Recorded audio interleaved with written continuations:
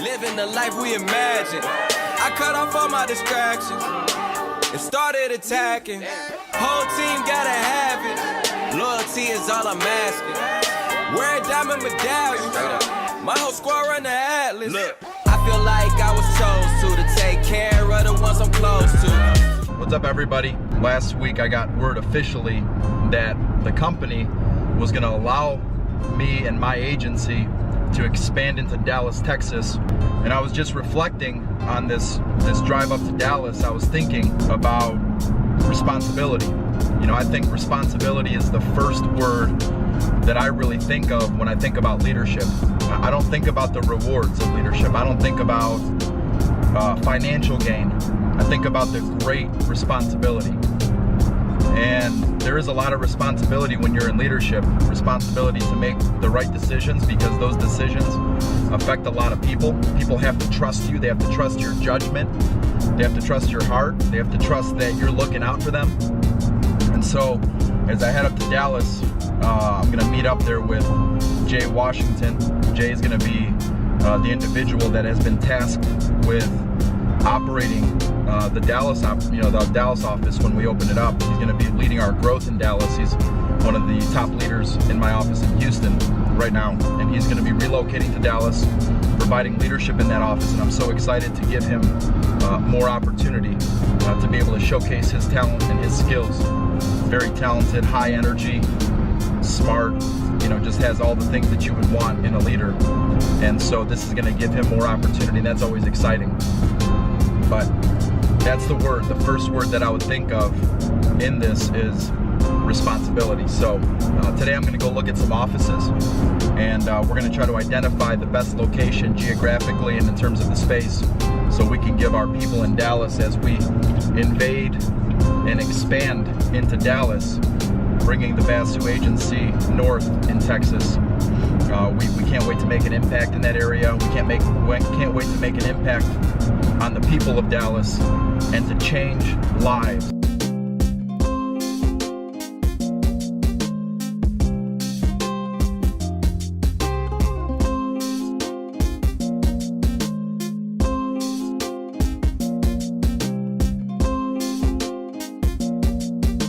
How do you rate 8,000 a day? What goes through your head? What is your focus? What are your thoughts? If I don't do it myself every single day and show you what true grind looks like, would you believe me? So that's what motivates me. I don't care about the money. I was making good money before I ever came here. Not this good. No. So how would I go about my day? And I said, well, it's time for lunch. It looks like it's 2 or 3. I should probably be hungry. I'm not going to eat before I make my first sale. This is sales. So sometimes I've gone without eating. But I can't fathom sometimes. We're way too comfortable. Well, I'm just going to take it easy. I'm going to Snapchat. If you're going to do anything, what should it be? Revenue generating activity. When I'm in work mode, I'm in work mode. Don't bother me. That's what goes on in my head. If that's a little bit too crazy for you, I would tell you. At least I can attest for those that I am actively developing. That's fine. If you can't hang, you can't hang. Always showed up to practice on time, always practiced hard, always played hard. That went on to do things in life. Those people that you could look at when you were 16, 17, 18 years old and say, you know, they probably got a pretty good shot at being successful, had the best shot at being successful. Success leaves clues. And it's not in your circumstances. Your circumstances don't make you anything. To be honest with you, if you want to be really successful, or if you've ever dreamed of being somewhat wealthy, which I've always wanted to make a good amount of money. Why? Because I grew up in an environment where there wasn't a lot of money, where money was always a concern, where people were always making sacrifices, and my parents had to come up with different excuses and reasons why I couldn't do many of the things that my peers were doing. And so I watched that growing up, and watching them work 2 and 3 jobs, and I said, I don't want to repeat that pattern. Boy, if I could just find one place to work, and if I could give it my all, I know no matter what, I'm not going to work my dad's hours. He works 20 hours a day. You do what it takes until you figure out ways to get better at it, guys. You do what it takes until you figure out ways to get better at it. There's no one that's going to tell you some other kind of like secret shortcut to being successful. You can set as many appointments as you need to in order for you to achieve success.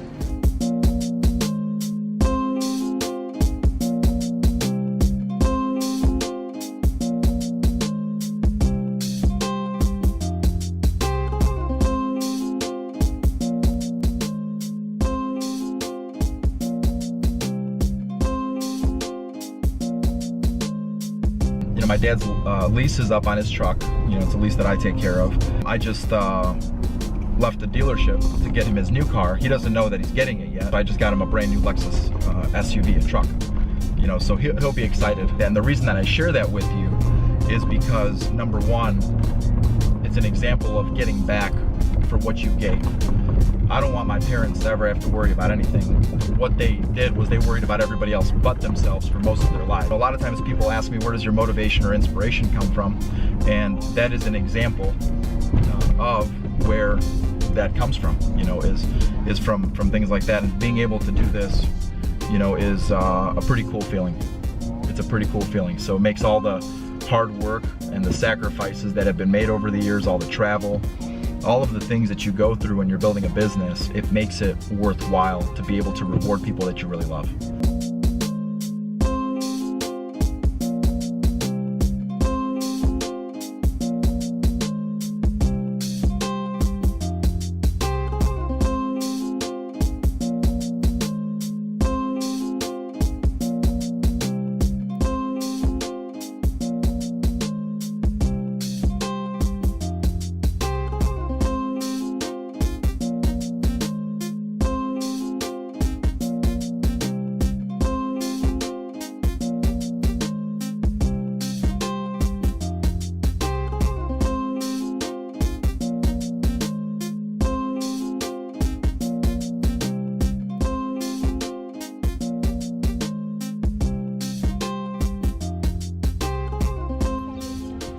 What'd you get this for? For hard work.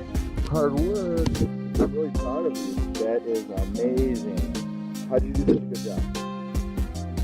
What do you try to do a good job? Just landed back in Houston, Texas. From being in Cleveland, I've got about a day here in Houston until Tuesday morning when I leave to go to Cancun for my company's convention. And so I wanted to, on this drive back to my house, I wanted to address, I guess, some questions that maybe people are having, that they want to know about why we're doing what we're doing, why we're doing the vlog, why we're having the social media presence that we're having. First of all, we get an overwhelming number of positive encouragement from people. And I can't tell you how much that means to me. I mean, because this is outside my comfort zone. As I was having a conversation with somebody on Friday, all of this stuff is not in my comfort zone at all.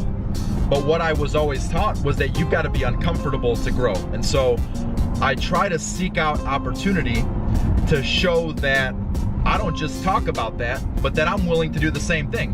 And we may realize and recognize that some of our strategy and what we're trying to do to build this brand, maybe it doesn't work. Nonetheless, it's a journey, and I just want to welcome all of you with me on that journey of trying to figure it out.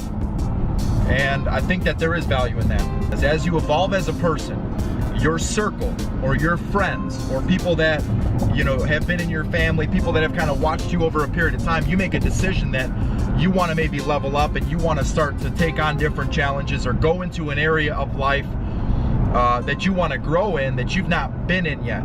That evolution can seem very strange to a lot of people. And people will demand explanations, and they'll want to know why you're doing it.